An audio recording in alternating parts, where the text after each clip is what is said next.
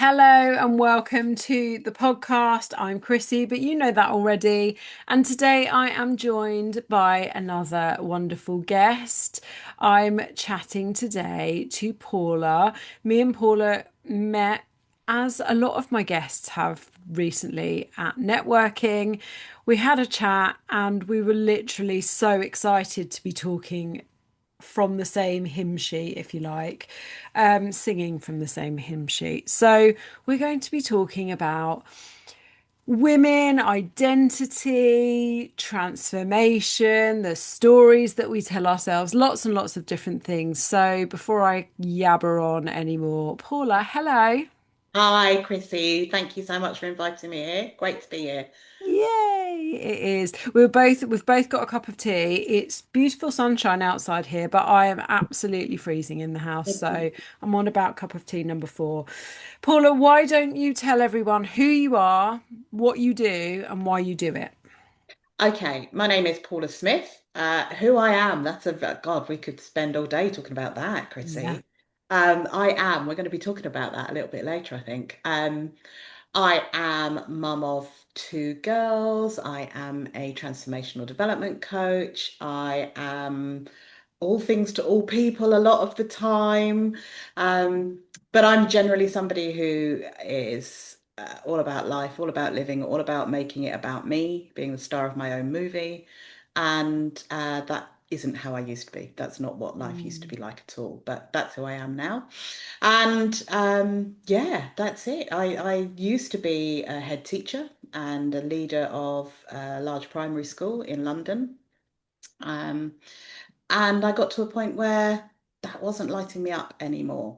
And I just worked out that my values weren't aligning with a bigger system that I was mm, in.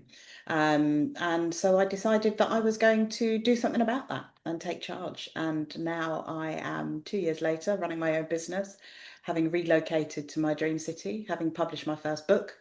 A new future is always available. And that's what yeah. this is all about. Yeah, I love it. I love it. So we're going to dive in and start going through these questions. The first one, when you sent me over your bio, in that bio, it you talk about women doing everything right, but still feeling off. So what's actually going on there from an identity point of view? Because I was thinking about this and I was thinking, how many times do women say to themselves, I'm doing everything I should be doing, but it's just something's not right here. Yeah. So what's going on from an identity point of view? And I think it's something that's particularly focused for women, and it's to do with our social conditioning. But lots of things going on, but our identity essentially is built from a very early age based on external validation. So, you get told when you're little, oh, you're a good girl, or be a good girl, do this, do that, and you get that external validation. It then evolves, as you get older and things like, oh, you look great in that, don't you look fantastic? And we start to internalize that voice. That presentation went well. We are completely guided by the feedback that we get from how we show Mm, up in the world. And somewhere along the line, that external validation turns into almost like a dopamine hit that we need to get. And we unconsciously then create our life around the expectations of other people. And because we want to please, we want to yeah. get that hit, we want to get that dopamine, that validation. And it's not what is truly our truth. It's what we feel that people expect from us that then shapes the life that we are living. Yeah. And that's really how it happens. It's silent, it creeps, and we can't avoid it. And we are built on the experiences of life that we have from an early age, but it comes to a point where that doesn't have to be the case. Yeah. And when that no longer serves us, we need to start to think about, okay, what do we do now? How do we change that?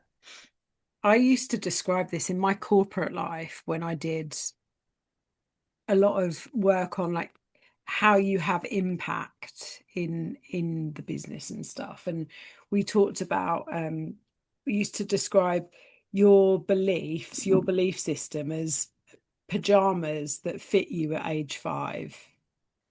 but do they fit you anymore? Hmm. That's how you thought life was at age 5, but it's not necessarily right now. No, absolutely. And that comes from a survival instinct that we have. And it's we're built for safety. Mm, And we're wired for safety, and that's right because that's what keeps us alive.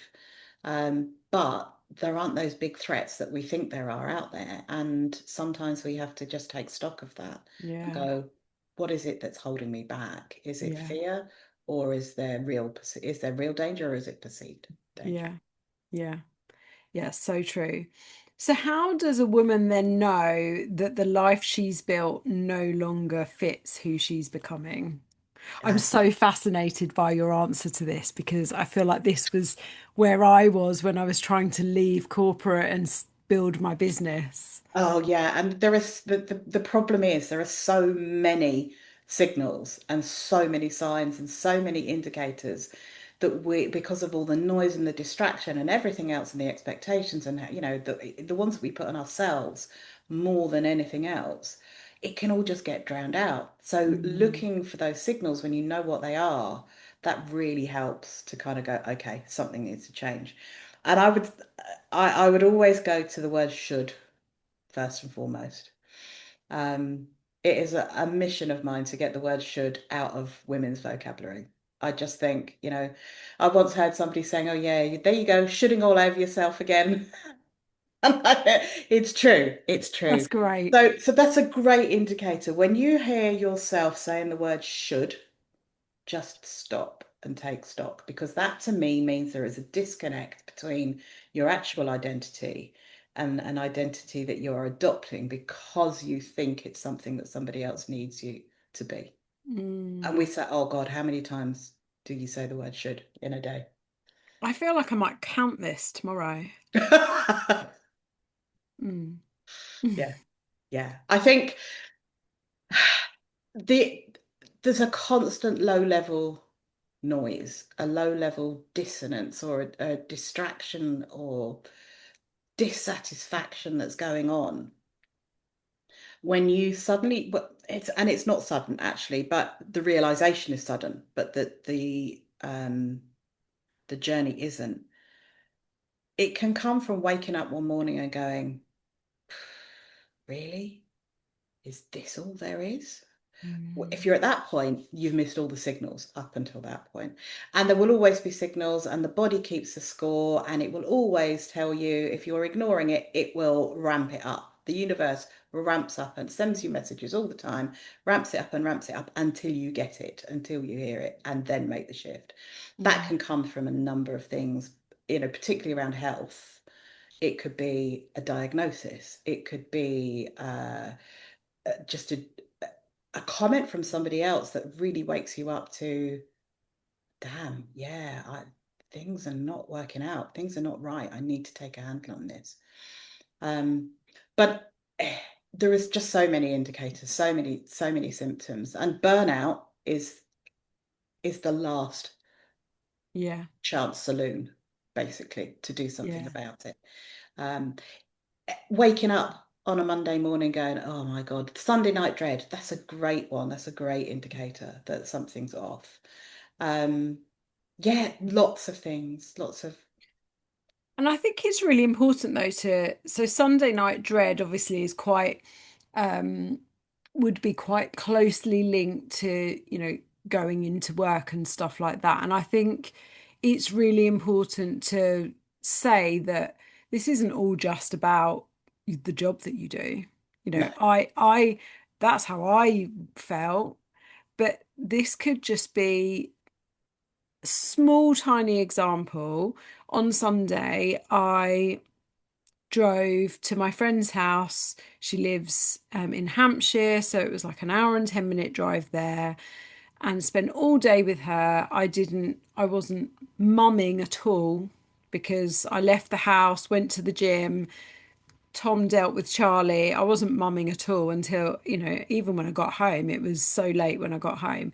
And I just thought to myself, I don't do this enough. Mhm. I literally sit at home on Saturday and Sunday, almost waiting for them to need me. And Oh, and life didn't uh life didn't collapse because I wasn't here on Sunday. All right, the dog probably didn't get his extra walk, but you know, but he still loves you. yeah, he still loves me. So it doesn't have to be huge big stuff, doesn't have to be a career change, but it's that feeling of, like you said, that quiet voice of there must be more. Yeah. Um, so why do we ignore it for so many years?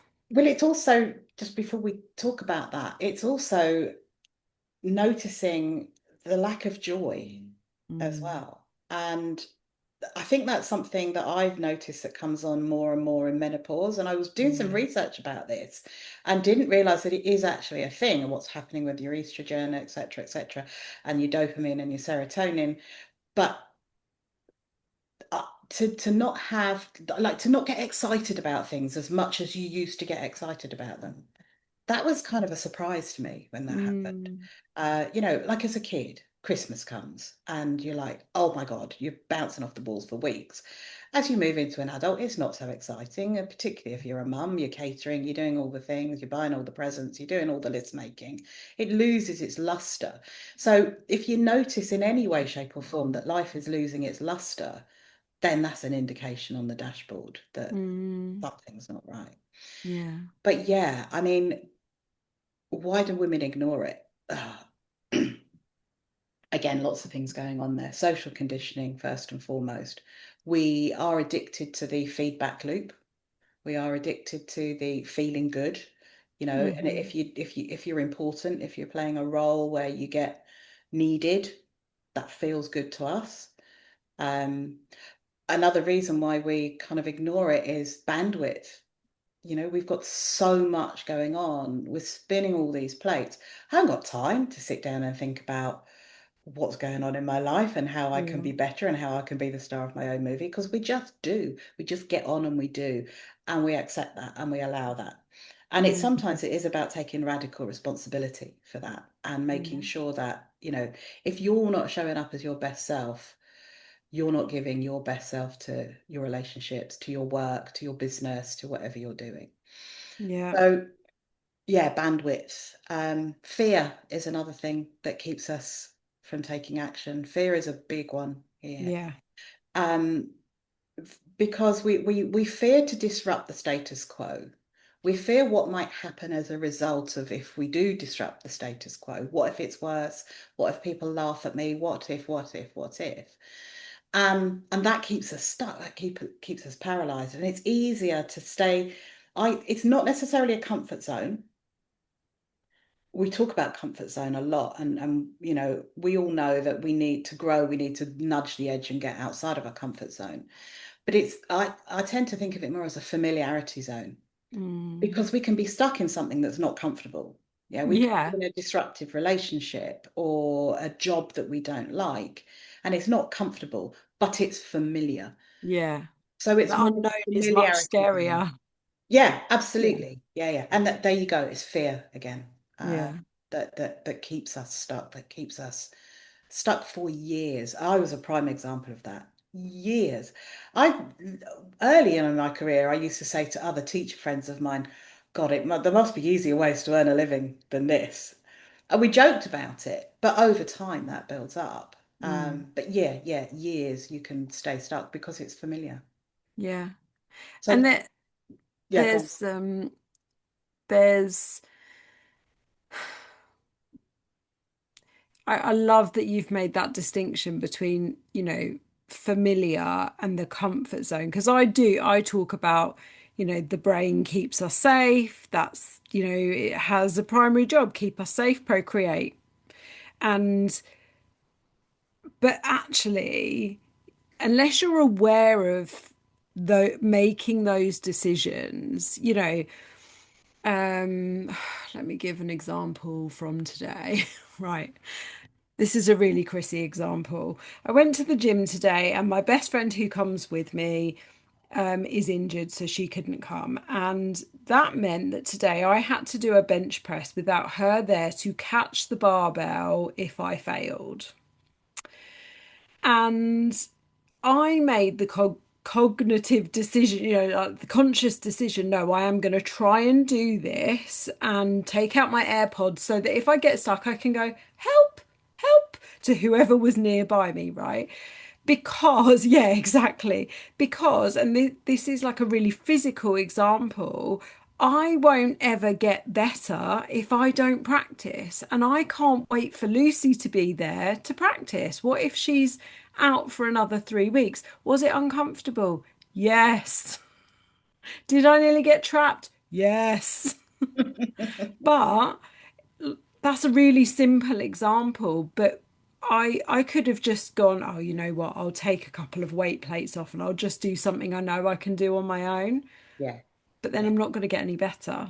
Yeah, yeah, exactly. And that's about pushing that boundary, isn't it? Pushing the edges. But you wouldn't have done it if it was really unsafe. We're not talking No, about rash, no. unsensible decisions here. But you mentioned the word awareness, and that's the key. That's the Yeah. key that opens the door.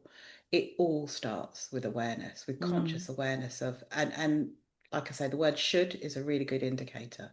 You yeah. hear that word, all of your listeners now, whenever they hear themselves saying the word should, they are going to be programmed to go, oh, what's that trying to tell me?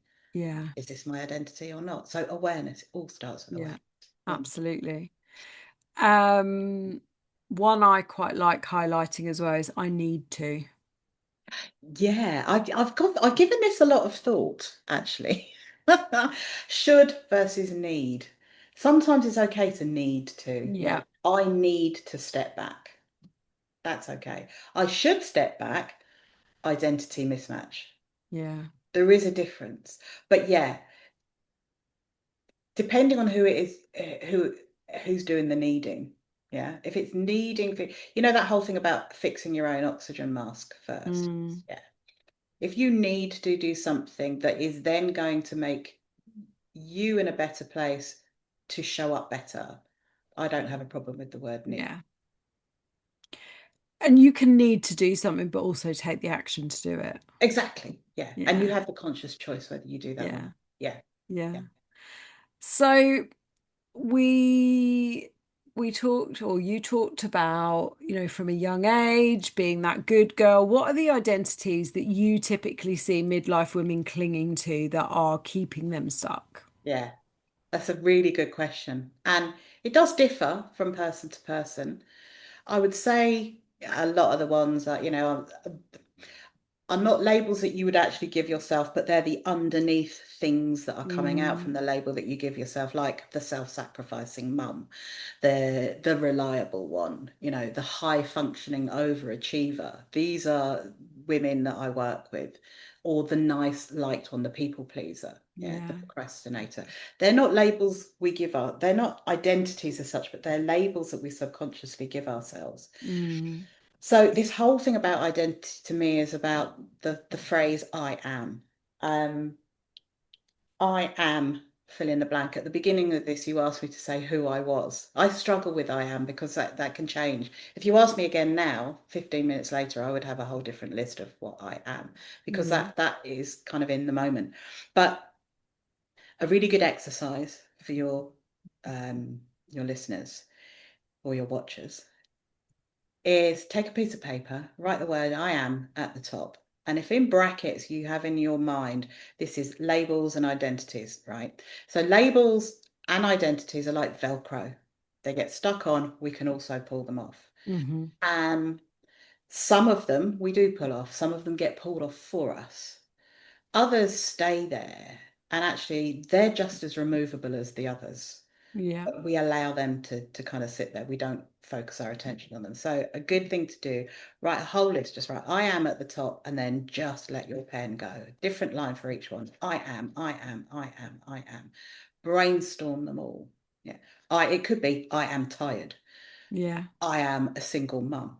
I am a barrister. I am whatever. I am angry right now. Just write them all down. I am the youngest of four. I am my mum's carer. Put them all down. Then look at them, filter them, and go, which ones light me up? Give them a nice big tick.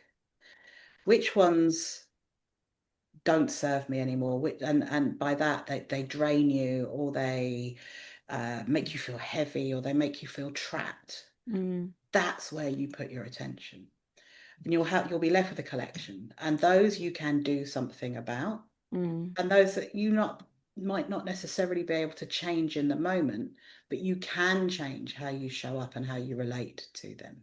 mm, So yeah, the identities that we carry, I think, rather than what are the ones that link these clients together, is not the question. The question is, can you take them off? And the answer is yes, you can. yeah. Yeah. I fully believe that as Yeah. well. I Yeah. love that. I always think, when you were at school, there was always, well, maybe this is the teacher in me. There was always a kid in the front row of assembly whose parents had given them Velcro trainers because they can't cope with laces. Well, no, they're never going to cope with laces if you don't give them laces, right? Yeah, Okay. yeah, But yeah, it's easier to get them out in the morning if you've got Velcro. Yeah, trainers. yeah. But there was always that kid that you'd be doing an assembly and they'd be going with their Velcro. When I think about identity, I hear that noise. Yeah. Yeah, it's such a great one. You can Yeah, relate. love it. Um, when I wrote this next question, it was because, and I want to give you the context now, so many women come to me and they say, I just don't know who I am anymore. I've lost myself.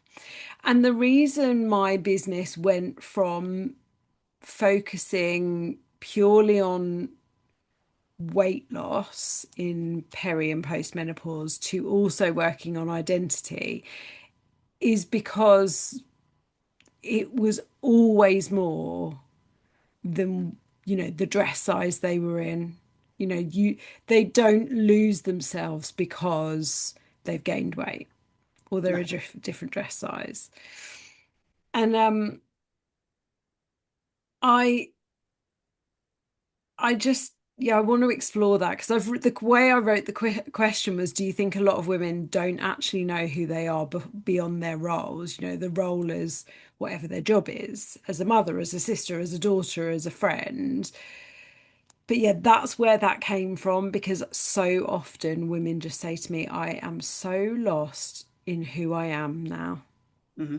Hmm. And I see from this point of life where okay, Charlie, my son, is 15, so he still needs me. He's not a grown up, he's still living here, he can't drive, all of that he still needs me, but he doesn't need me like he needed me 10 years ago. Yeah. And in 10 years time he's going to need me completely differently. And so I'm coming to that empty nester kind of age. But my identity as a mum has changed because he needs me in a different way. Yeah. Yeah. Yeah. Um, and so my belief on this is we come to this part in our life when if you're a mom, that relationship changes. Maybe your job has changed, whether your job has physically changed or you're a bit more senior, or some women get to this age and they take that step back a little bit and they go, right, I'm just working 2 days a week now. And that's great because actually I want to spend the time doing other things. But it all changes. Anyway, I'm going to stop talking now and ask you what you think. Yeah, I mean, absolutely everything you've just said goes ping, ping, ping, and it's really at the heart of it. And I think there is something to do with, we use the word midlife. I use that word because I don't know what better word yet to use. It's not the right word for me because, yeah, there's all sorts of reasons behind that as well. But if you look at the seasons of your life, we tended to work in the past in sort of like 20 years. So you've got spring, summer, autumn, winter. Your spring is till you're 20, then you're in your summer when you're 20 to 40, and then you're 40 to 60, you're in the autumn, and then 60 to 80, you're in the winter, right? Never Well, heard this before, Paula. you've never heard this before. No. Yeah. That's kind of how we subconsciously operate. Yeah. So take the lid off that, right? Blow that up. What if, and what if is always the best question to ask. Mm. What would be different if? What if it wasn't 20 years? What if it was 30? Okay. Or 40? We're living longer. So Mm. where would you be if you reframed those seasons? That is so powerful. Hmm. Because if we think, okay, we're midlife, again, it's that expectation. Oh, we're going to hit the menopause, we're going to become less this, and we're going to do that. But why? Just because we've predefined that for ourselves. Mm. You know, somebody who, I don't know, River Phoenix just popped into my head for some reason. So I'm going with this because Okay. I tend to do that. What was he, 30 something? 27. 27. Okay. So his midlife would have been 12 to 17. Yeah. So we define ourselves by years, and that's a mistake to do that because we don't know how long we've got, first and foremost. Okay. So what if you're still in your spring? How would that change Yeah. how you show up? Massively. So not knowing who you are beyond your roles, beyond your identity, has got a lot to do with where you see yourself in your seasons. Mm. Need to write this down. For me, it happened that wake up call happened. Well, it was twofold. It happened at 48 when my sister, who was 56, high achieving, fabulously wonderful woman, died, dropped dead like a stone. I was 48, she was 56. I was like, that we none of us saw that coming. So that shakes you, that changes your view on life Mm. in terms of seasons. And then 6 or so years later, when I took my daughter to university, I was so proud, I was so happy, we bought all our stuff, we took her up there, me and my other daughter, and when we came back, I cried all the way home, as you do. Mm. But I'd said to my little one, who was, I don't know, 14 at the time, right, you're my wingman now, hop into because she was the youngest, so she was always in the back seat. In the back, She yeah. was now in the passenger seat. And but I told myself, but that's okay because she'll be back in 3 years. It took me about 6 months to realize, even if she does come and move back in, she's coming back as somebody different. Mm. So this whole kind of relationship I have as being a mum is changing. And I thought, well, I've still got my youngest at home. But I thought, yeah, but down the line, I'm going to be doing the same again. Who am I going to be then? It also coincided with looking around at work, going, when did I suddenly not become the baby here anymore? I used to be the one that was going in for, you know, counselling and nurturing by my leaders, and now I've got stacks of people at my door and I'm doing that for them. And I'm thinking, how did that happen? Mm. 30 years. How did that happen? So I went through that whole thing. Who the hell am I? Now I'm not this. Or I can see down the line it's coming that I'm not going to be this anymore. And why does it happen? Because we're busy being busy. Mm. And we think that we have got all the time in the world. We just don't notice time passing. It's that whole thing, if you live with your kids and you see them change day by day, you don't notice the change.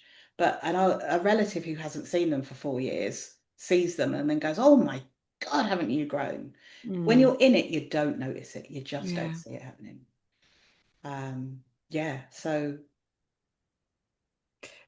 That might have just changed my life. oh, my fee is in the post. Yeah. Wow. Wow. I need to walk and think about that. Mm. Yeah, Okay. it's big. It is big. Yeah, that's huge. So we talked a bit about shoulds versus what a woman actually wants. Yeah. So I guess, and we talked about that at the beginning, how do we get underneath the shoulds to let go of the identity that you've been praised for your whole life to get to what you really want? And that is a killer question, isn't it? Yeah. And for me, it's about being authentic. Okay. We were born, and that word is okay. I'm going to unpack this a bit because we were born authentic. Okay. It's not something that we have to try and become, it's something that we already are.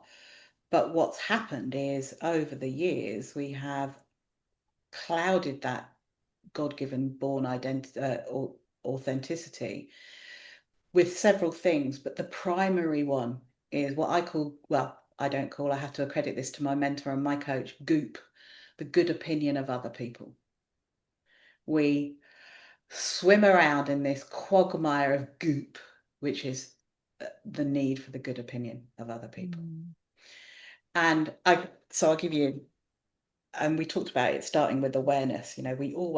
I always notice things now. I went to the gym the other day. Now, I am not a gym bunny, I've got to tell you. But I was referred by my GP to physio at the gym because I've got some osteoarthritis that I need working on. And I was so out of my familiarity zone, it was unbelievable. And I'm there waiting to be met by this physio in this gym, feeling like the biggest imposter in the world. Everybody's looking at me. Everybody's thinking, oh my God, what the hell is she doing here? Oh, poor love, look at her. And I had this narrative in my head of what other people were thinking. And I stopped, so awareness, I went, oh, okay, notice that. This is here to teach me something. I looked closely at all the, it's Easter holidays, rammed with kids, frantic parents, bringing them to swimming lessons, taking them to climbing walls and all sorts of things. It was so busy. I looked around and I thought, not one of these people is looking at me. Not one of them. No. They're all too busy, wrapped up in their own doings, comings and goings. And even if they weren't, they're going to be thinking exactly the same. Yeah, we all carry that imposter syndrome around. So, you know, the whole thing about goop, we put so much emphasis on what other people think. And we don't like to challenge that. We don't like to rock that status quo because it Mm. makes us feel good and important when other people think good things about us. Mm. We're back to that whole external validation thing. Yeah. So that's a big reason why women stay stuck. Yeah. I love that. I remember we talked about Goop when we first chatted that first time, but the notice your thoughts, what are they here to tell you? So I told my clients yesterday this little story. I came across this video on TikTok, and this psychologist, I think he said, here's a really great way of changing the power your thoughts have on you. So rather than, I'll use your example, everyone here is looking at me and wondering what I'm doing. I've paraphrased. You say, I'm having the thought that everyone is looking at me wondering what I'm doing here. How powerful is that? But now the addition to that is, what is that thought here to teach me, to tell me, to help Yeah, me with? yeah. It's a course correction. That's all it Yeah. is. Our thoughts are warning lights on the dashboard. Mm, Now, you can drive a car and a warning light can be coming on that dashboard over and over again, and you do nothing about it. You just think, oh, let's hope with a wing and a prayer it's going to be okay, because I actually don't want to take it to the garage and find out it's going to cost me an arm and a leg. So we don't act on it. But they're warning lights. We choose whether we act on them. or not. Mm. But you've got to start off with awareness by noticing the warning lights on the dashboard to start Yeah. with. Yeah. And then you can make an empowered decision. And if you're saying to yourself, what is this here to teach me? Because it's all data. All it is data. It's just information. Let's look at that information. What can I learn from this that is going to serve me better? Yeah. Because that's what it is. Einstein asked, I don't know if I said this to you when we spoke. Einstein posed the question or said to people, the most important question you can ask yourself in life is, do you live in a friendly or a hostile universe? What he meant by that is actually it's more of a reflective than a friendly universe. If you believe that the universe has your back, that you can't get it wrong, that you can't run out of now, you're going to have a much better ride through life than if you think that you live in a hostile universe where everything's out to get you and Yeah. it's all happening to you rather Yeah. than for you. Yeah. I Yeah. was driving back to go on a call and from this gym session, and I was tight for time, and I had to get back for a certain time, and I took a wrong turn, and I'm like, oh my God, it's going to delay me. It's going to, and I went, data. I've gone into feeling this isn't going to serve me, panic mode, fear, what have you. So I reframed it and thought, I should thank you, universe, because in me taking this wrong turn, what you've done is save me from perhaps being in a crash or getting into even worse traffic, blah, blah, blah. So when you reframe, you just spend your life a lot happier than you are when you're Yeah. really stressed and Yeah. thinking that life happens to you rather than for you. Yeah. Yeah. I love it. I love it. Um, okay. How much of all of this is us being addicted to being liked then? Ah, well, that's the goat thing. 100%. Yeah. I mean, and I'm interested. I don't know if there's any research out there, and if you've got any listeners that know, I'd really love them to get in touch. But is this just in the realm of women, or do men feel this too? I suppose they do, but on a different level. But I'll never know because I'm not a man. So, but I'd be interested. But yeah, because pleasing others brings us pleasure. It goes back to that dopamine, doesn't it? We get a hit Yeah. from it, even if it's not good for us. Even if it's not good for us, we Yeah. override whether it's good, bad, or indifferent because we're addicted to the feeling of being liked. I Yeah. read, and I can't remember the name of the author, but a book called The Courage to Be Disliked. It was one of the first books that really made a difference in the way I thought and showed up. And that's it, courage. Courage is the gateway. The courage Mm, to be disliked is one of the things that helps you get over this ridiculous addiction to goop. yeah. And if you honestly think to yourself, do I like everyone? No, you don't. So it's really unreasonable. It Yeah, is unreasonable for you to expect everyone to like you. 100%. I mean, dogs have this, right? Don't they? They go give each other a sniff and they either get on or they don't. Yeah. And we do. Not everyone is for everyone, and that's No. okay. Yeah. That's a big thing to be able to let go of needing to be liked by everyone. Yeah.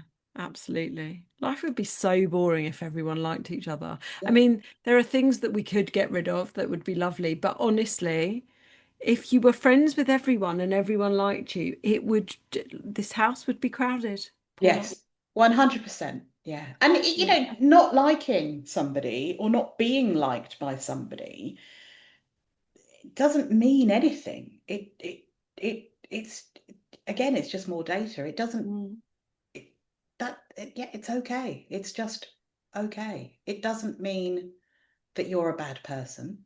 mm, It doesn't mean that they're a bad person. It just means that you're not in tune and you're not mm. aligned. And it's all right to let go of that. Yeah. Yeah, absolutely. Okay, what are women avoiding admitting to themselves? Let's help them get brutally honest. Yeah, yeah, yeah, yeah, yeah. Um,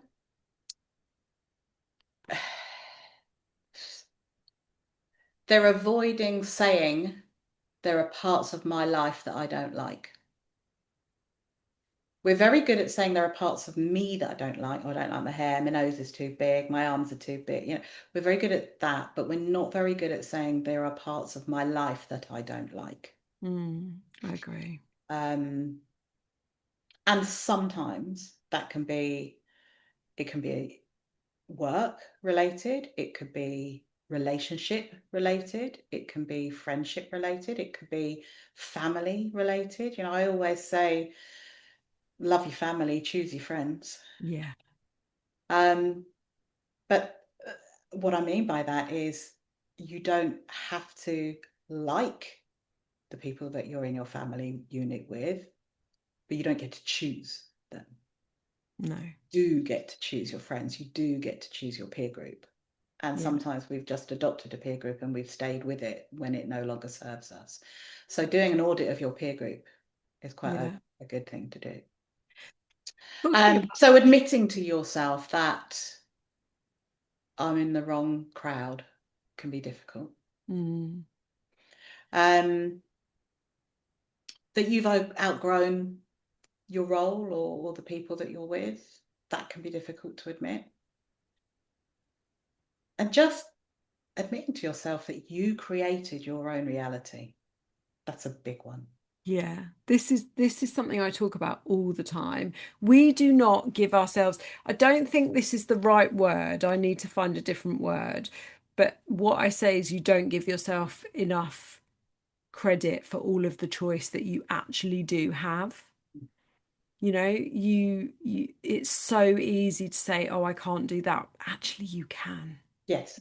And if we think about the world that I work in, where I work with a lot of women who have complicated relationship with food and are emotional eaters. And so one of their identities me might be, oh, I just can't say no. I've got no willpower. Oh, I can't just have one. And what I always say is you're not giving yourself enough credit for how much choice you actually have, because that is an inanimate object, that chocolate. And I'll use the Ferrero Rocher I've got up here on the shelf. It is an inanimate object and it doesn't just jump into your hand. Like, there were years ago, 6, 7, 8 years ago, I could not have had an open box of Ferrero Rocher right next to me. I would have said, I it's talking to me. I can't Mm-hmm. just have one. I can't say no, I've got no willpower. And Mm-hmm. yet it is sat there and it has been sat there for weeks open. Yeah. That's that's massive, isn't it? That's that whole thing about we're coming back to identity and the stories that we tell ourselves and the words are so important. If I could say one thing, just listen to your words that you use. And if you are using victim mentality words like I can't, I used to say I was a victim of the diet industry. I don't say that anymore because I chose. Okay, I made bad choices. I made bad, or the information that I had at the time was not helpful information. But Mm, do what you do until you know better. And when you know better, do better. It's yeah, simple. yeah, Um, and that comes down to the choices. We are 100% radically responsible for creating the reality that we live in. yeah, And that can be really challenging for some people to hear. I didn't choose for X, Y, and Z to happen. Well, no, but you choose how you respond to it. yeah, That's where the choice lies. yeah. I And agree. just because you haven't had the tools to be able to respond in a better way before doesn't mean you can't adopt those tools at any time. A Yeah, new future is always available. That was the phrase that turned my life around when I realized it was all about the choices that I make. yeah, And I have the power, nobody else. I am the star of my own movie. Everybody else is a bit part or an extra. And I don't mean that in a derogatory way. I just mean that you have one movie, star in it, direct it, write it, film it, act in it. I'm writing so many things down because one, to help me title this podcast, but also you're just sparking so many things in my head. Um, so what was the hardest truth you had to face about your own identity? I think that was it. The hardest truth that I had to face was I choose it. Yeah. And it's they're stuck on with Velcro and I can pull them off. But Yeah. I'm not the hardest truth about my identity. They don't suit me anymore. The ones that I have right now do not suit me anymore. Probably haven't suited me for a long time. The role that I was in, the career that I had chosen. Um, there was that I had a crisis of faith, if you like. That was a hard truth that I had to face. It wasn't my faith, it was an inherited one through Mm. being, growing up in a faith-based household. Yeah, lots of them, but Mm. they shake you. They shake your perception of self. Yeah. Yeah.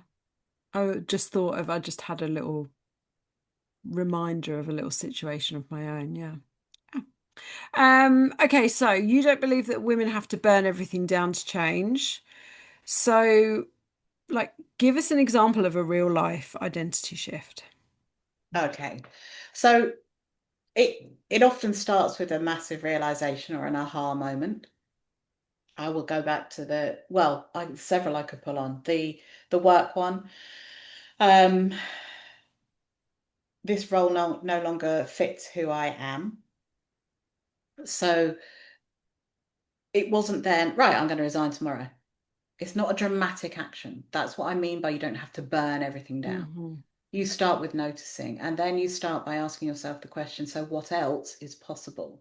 And you've probably spent so long just dealing with what you've got to deal with that you've lost confidence and belief in yourself that you can actually do or be anything else that you want to be. I mean, okay, I had to let go of the idea of being an Olympic gymnast. That was never going to be my reality. But then I thought, actually, do I really want to be? No, I don't. So there we go. We are born perfect. We are born to do what we need to do. We just get lost along the way. Um,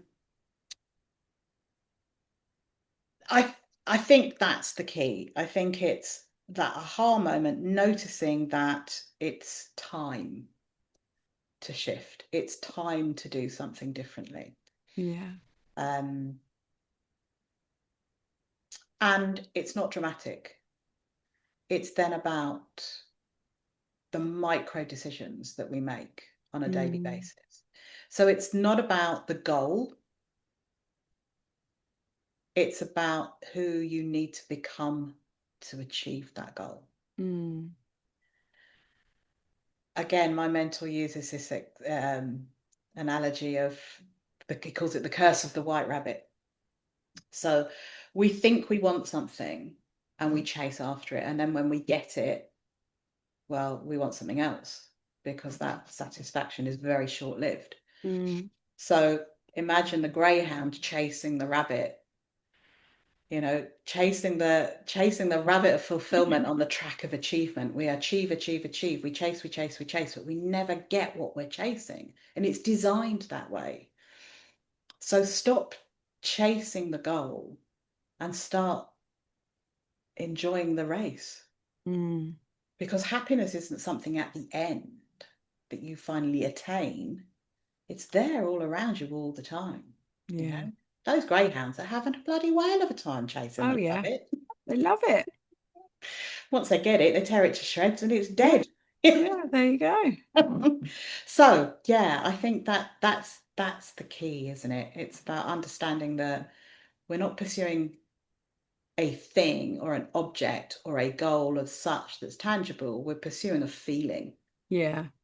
And you don't have to wait to get the goal to have that feeling. No. No. Feel good now, not feel good when. Feel Yeah. good And now, this is not when I've lost 2 stone, not when no. I've got that promotion, not when my husband finally starts doing what he's been told to do. Don't feel good then, because that might never come. Feel good Yeah. now. That's what my whole model is built on as well. I do things backwards.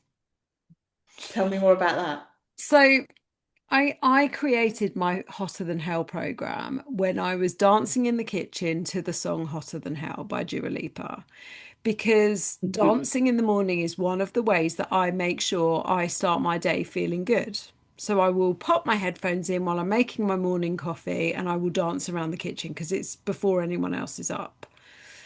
And it just occurred to me that, hold on, women come to me because they want to lose weight, they want to feel more confident, they want to walk into a room like they own it. Well, what if I taught them how to do all of those things before they've lost weight? 100%. Because then weight loss becomes a byproduct. Right. So If that's you teach it. what I do is Yeah. I teach them how to do all of that while still, yes, doing healthy habits, but I teach them how to be the person they want to be despite the number on the scales or what their hormones are doing or whatever. Yeah, yeah. And you've got to take action. It's not about passively going, oh, I No. just have to wish my way into this, or Yeah, I'd just no. be happy. No, it's not. You're right. That's exactly it. You who do you need to become in order to achieve the goal? Yeah. To the point where the goal then becomes not even needed. No. No, exactly. Yeah, yeah. And it's powerful stuff. It's life-changing stuff. Yeah, it really is. It really is. The results that I've got from that program and they're not about weight. They're not Yes, about weight. They are it rarely life is. changing. Rarely is. Yeah. Right, three quick fire questions. Yeah, I love these. The identity most women need to let go of is Superwoman, yes, you can't have a different life if you keep being the version of yourself that created the life that you have now. yes. Midlife isn't a crisis, it's a Calling. yes. I also agree with you about the term midlife. It doesn't sit with me either. No, But no. yeah, We haven't got a better word yet. I'm no, trying to find it. When I do, I'll let you know and we can yeah, use it. But do. yeah, but that's what is midlife. Yeah, exactly. Paula, this has been life-changing, fascinating, enlightening. Tell people where they can find you, what they need to do if they want to work with you, what you've got going on at the moment. Tell us. Right. Okay. So at the moment, I'm currently running what I'm calling a breakthrough intensive. It's 4 1-hour sessions to be taken over 6 weeks, 6 to 8 weeks, depending on how quickly you work through it. 60-minute call and lots of support in between that will get you off the blocks, get you up and running, and moving towards the life that you want to live and the life that you deserve. So, Hmm. if you're stuck, if you're spinning, if you're procrastinating, if you've got a big decision that needs to be made, this will help you move the blocks. Love it. You can find me at paulasmithcoaching.com. I'm also on LinkedIn and on Facebook. I've got 4 slots in May that are still free. Yeah, let's do it. Amazing. Change your Love life. that. I love that. Thank you so much. Oh, I've just knocked my water bottle. I'll make sure all of your details are in the show notes. Awesome. Thank you. This has been incredible. Thank you so My much. pleasure. I loved it. Everyone, It was great catching up with you again. It was it like was. we could have talked for hours, couldn't we, last time we spoke? I But know. Yeah, rein it in, girls. Okay, I will make sure that all of your information is in the show notes. Everyone go find Paula and have a wonderful rest of your day, everyone. We'll speak to you very soon. Bye. bye.